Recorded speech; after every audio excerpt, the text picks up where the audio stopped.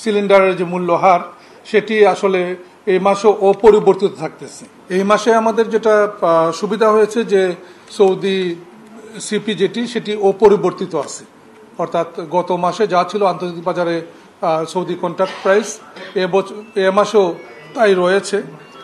আর ডলারের বিনিময় হার যেটি সেটিও খুব বেশি পরিবর্তিত হয়নি, এবং আমরা হিসাবে সুবিধার্থে আসলে গত মাসে যেটা ধরেছিলাম সেটাই আমরা ধরেছি।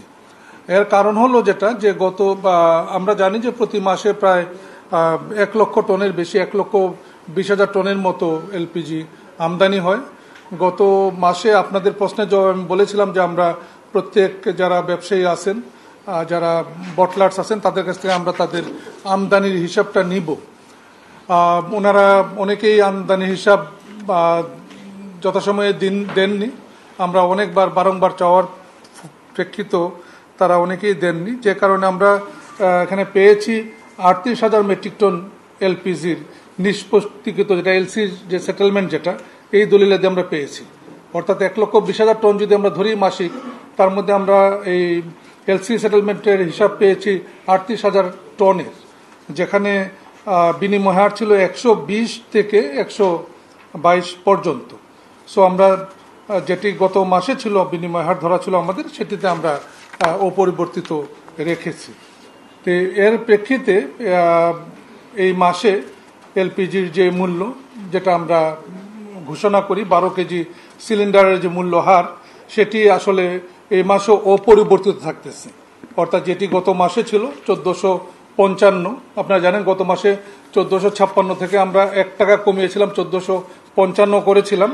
এই মাসে 1455-তে অপরিবর্তিত থাকবে। কোম্পানি বিক্রি করবে 1360 টাকায়, পাইকারি বিক্রি হবে যারা ডিস্ট্রিবিউটর তারা 1410 টাকায়, এবং খুচরা বিক্রেতারা বিক্রি করবে 1455 টাকায়। সৌদি কন্ট্রাক্ট প্রাইস যেটি আমি উল্লেখ করেছি গত মাসে এভারেজ ছিল $631.75। এই মাসও একই মূল্য রয়েছে, অপরিবর্তিত।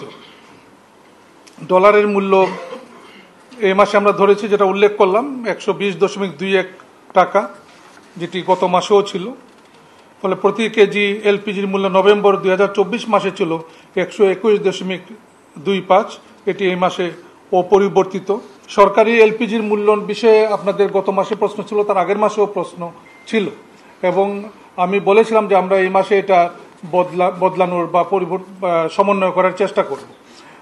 যেটি আমাদেরকে জানানো হয়েছে যে এলপিজির যে কোম্পানি তারা এই প্রস্তাব বিপিসিতে পাঠিয়েছেন, এই প্রস্তাব এখনো আমাদের কাছে আসেনি। তো আমরা আশা করতেছি উইদিন এ উইক, আমি আজকে মিটিংয়ে বলেছি এটা যেন আমাদের কাছে চলে আসে, then will decide on that, যেটা আমরা হয়তো আগামী মাসের মূল্যের সঙ্গে এটা ঘোষণা করব। এটা গত মাসেও আমি বলেছিলাম যেটা যে আমরা জেলা প্রশাসকদের ব্যবহার করার চেষ্টা করছি ভোক্তা অধিকার সহ, যে তারা যেন এটা ইনশিওর করেন সঠিক মূল্যে যাতে এটা বিক্রয় হয়। এখানে একটা দুর্বলতা রয়েছে, আপনি জানেন এটি, যে যেহেতু আপনি জ্বালানিতে বা যারা আছেন আপনার সবাই যারা জ্বালানিতে কাজ করেন আপনারা জানেন যে এমনকি এলপিজি যারা ডিস্ট্রিবিউটর যারা তারাও কিন্তু লাইসেন্সি না এখন পর্যন্ত। আমরা ইতিমধ্যে একটা বিজ্ঞপ্তি দিয়েছি 2 মাসের সময় দিয়ে সকল ডিস্ট্রিবিউটর যেন লাইসেন্স নিয়ে নেয়। সো ডিস্ট্রিবিউটররা যখন লাইসেন্সি হয়ে যাবে, লাইসেন্সের অধীনে চলে আসবে, then will go for the retailers, খুচরো বিক্রেতাদের লাইসেন্সের অধীনে নিয়ে আসার চেষ্টা আমরা করব।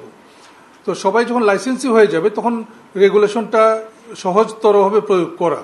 এখন পর্যন্ত আমাদের নির্ভর করতে হবে আসলে জেলা প্রশাসনের উপরে, জেলা প্রশাসনের ভ্রাম্যমাণ আদালত এবং ভোক্তা অধিকারের ভ্রাম্যমাণ আদালতের উপরে।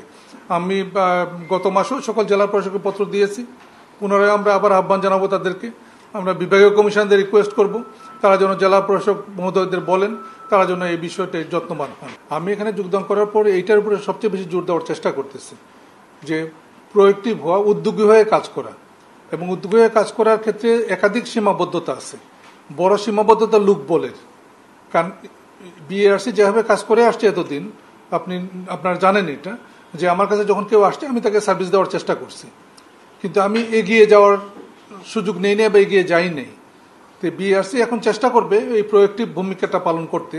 যদি আমরা প্রোয়েক্টিভ ভূমিকা পালন করতে পারি, অর্থাৎ আমার কিছু লুক বলের প্রস্তাব পেন্ডিং আছে ইতিমধ্যে, এটা যদি আসে আরও লোক লাগবে আমি যদি আইনের দায়িত্বগুলো সবগুলো পালন করতে চাই। তো এই বিষয়ে আমরা সচেষ্ট থাকবো।